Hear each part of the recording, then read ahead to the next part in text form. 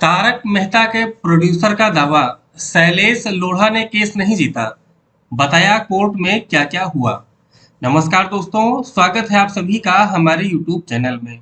दोस्तों, उस समय असित मोदी खामोश रहे। उन्होंने कोई इंटरव्यू नहीं दिया, ना ही अपना पक्ष रखा। पर अब क्योंकि चीजों को समय बीत चुका है, ऐसे में असित ने एक मीडिया चैनल संग बातचीत में अपना पक्ष रखा। असित ने कहा, शैलेश ने जो कहा कि वह केस जीत चुके हैं, यह उन्होंने गलत कहा है।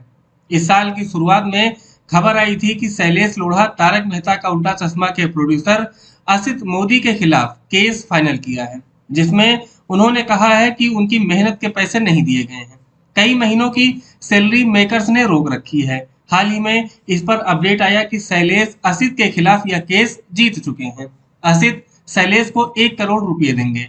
बॉम्बे टाइम्स संग अपनी बातचीत में शैलेश ने अपनी खुशी जाहिर करते हुए कहा था कि उन्होंने एक लंबी लड़ाई जीत ली है, वह बेहद खुश हैं। उस समय असित मोदी खामोश रहे। उन्होंने इंटरव्यू नहीं दिया, ना ही अपना पक्ष रखा।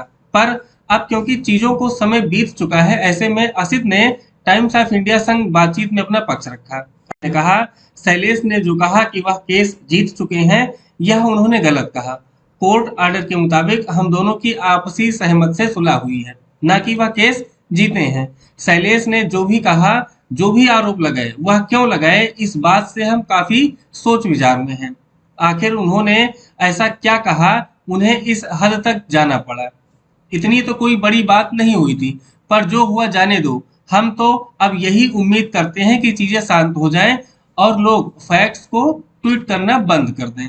असित ने आगे कहा कि जब भी कोई आर्टिस्ट शो से अलविदा लेने का मूड बनाता है, तो ऐसे में कुछ डॉक्यूमेंट्स साइन करने पड़ते हैं, जिसमें लिखा होता है कि वह शो से अलविदा ले रहे हैं और शो का हिस्सा नहीं। यह एक स्टैंडर्ड प्रक्रिया है जो सभी आर्टिस्ट को पूरी करनी पड़ती है।